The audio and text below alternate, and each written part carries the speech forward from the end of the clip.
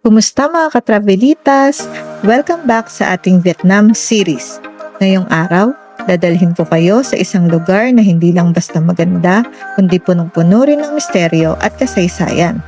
Nandito tayo ngayon sa Danang para pasukin ang tanyag na Marble Mountains, mas kilala rito bilang Ngu Han Son. Habang papunta tayo, siguradong mapapansin ninyo ang mga dambuhalang marble statues sa paligid. Pero bakit nga ba ito tinawag na Marble Mountains? Well, meron ditong 5 naglalakihang limestone hills na gawa sa marble. Bawat isa sa kanila ay sumisimbolo sa 5 elemento ng kalikasan. Ang metal, wood, water, fire, at earth. Pero teka, hindi lang ito basta akyatan ng bundok ha. Sa loob ng mga batong ito, may mga nakatagong kuweba, mga dambana na daan-daang taon na ang tanda, at mga view na siguradong magpapatigil sa inyong paghinga.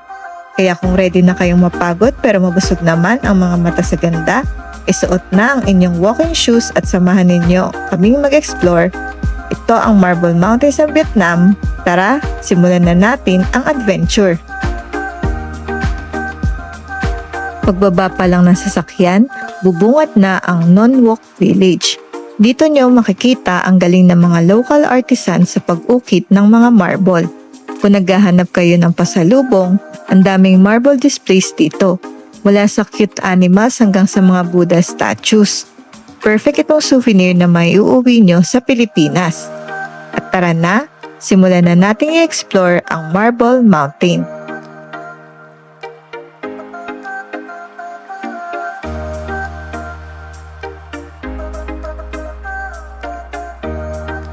Open sila mula 7 a.m. hanggang 5 p.m. Pero bago ang lahat, kailangan muna nating magbayad ng entrance fee. 40,000 VND para sa entrance at may dagdag na 15,000 VND naman kung gusto nyo mag-elevator para hindi na mapagod sa pag-akyat. Sulit na, diba? Kaya tara, let's go!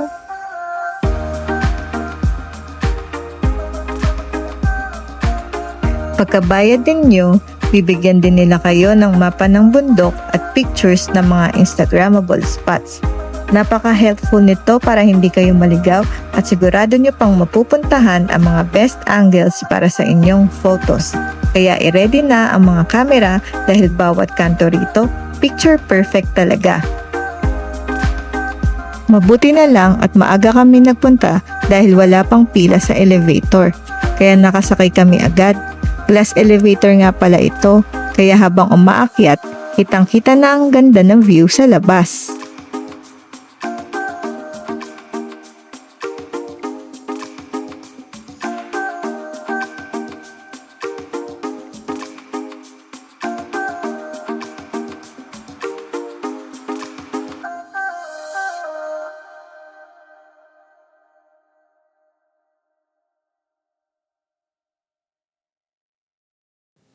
At heto na nga, pagkalabas ng elevator, bubungad agad sa inyo ang Lin Ong Pagoda. Ito ang pinakamatanda sa 3 Lin Ong Pagodas dito sa Danang. Siyempre, hindi namin pinalampas ang pagkakataon na magpicture habang wala pang masyadong tao, lalo na't perfect ang background ng white marble tower na to.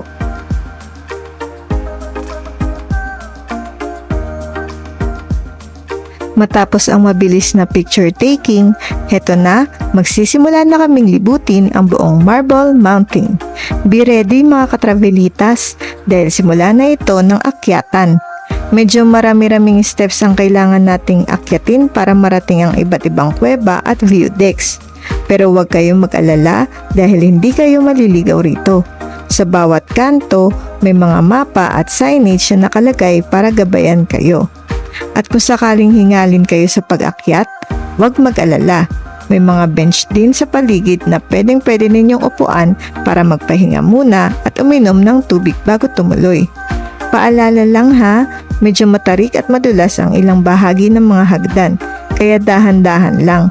Pero sulit ang bawat hakbang dahil sa bawat liko may bubungad ng mga hidden spots. Kaya kapit lang dahil marami pa tayong madidiskubre.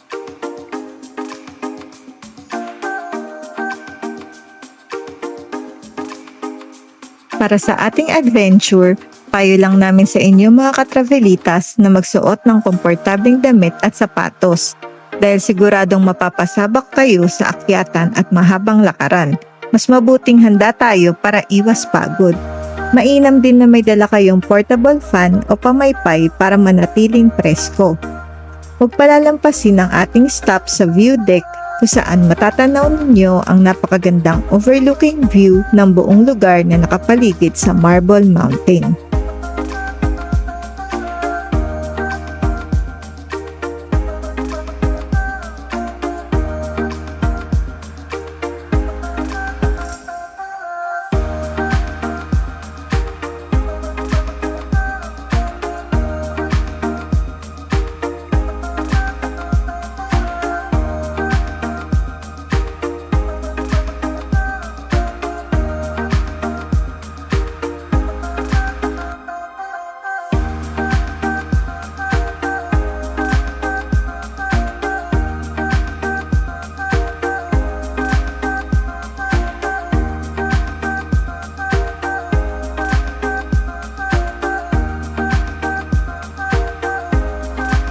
At kung sakali man na kayo ay mauhaw o biglang magutom sa gitna ng ating paglalakad, huwag kayong mag-alala.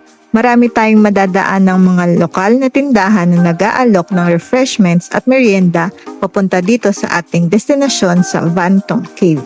Siguradong magiging sulit ang bawat hakbang, kaya tara na at mag-enjoy.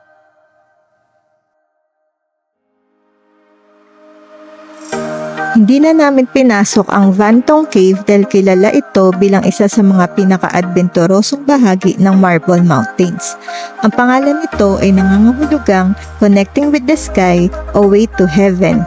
Tinawag itong ganyan dahil sa makitid at matarik na lagusan sa loob nito na diretso ang labas sa pinakatuktok ng bundok. Dahil medyo mapanganib at kailangan dumaan sa napakasikip na tunnel, pinili na lang naming mag-focus sa mga malalawak at ligtas na bahagi ng bundok.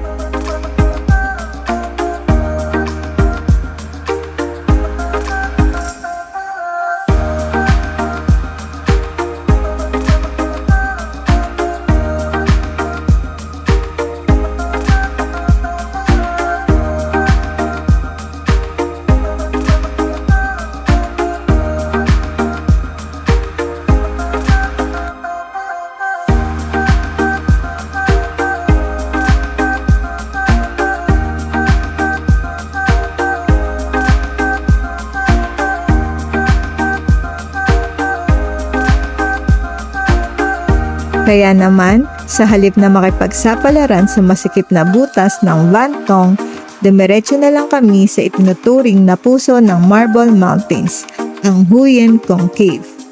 Kung sa Van Tong ay kailangan gumapang, dito sa Huyen Kong, bubungad sa inyo ang isang dambuhalang katedral sa loob ng bundok. Sa laki nito, dati pa itong ginamit na lihim na ospital noong panahon ng digmaan. Ang pinaka-special dito ay ang mga natural na butas sa kisame. Kapag tumama ang sikat ng araw sa tanghali, parang may mga heavenly beams ng liwanag na bumababa sa loob. Sobrang ganda at sobrang payapa sa pakiramdam. Makikita rin dito ang isang malaking rebulto ng Buddha na nakaukit sa pader at mga sinaunang altar na talagang magbibigay sa inyo ng kakaibang spiritual vibe. Kaya payong kaibigan, kung hanap nyo ay adrenaline rush, go for Van Tong Cave. Pero kung gusto nyo ng sining, kasaysayan at Instagrammable na view na hindi gaanong nakakahapo, Huyen Kong Cave ang para sa inyo.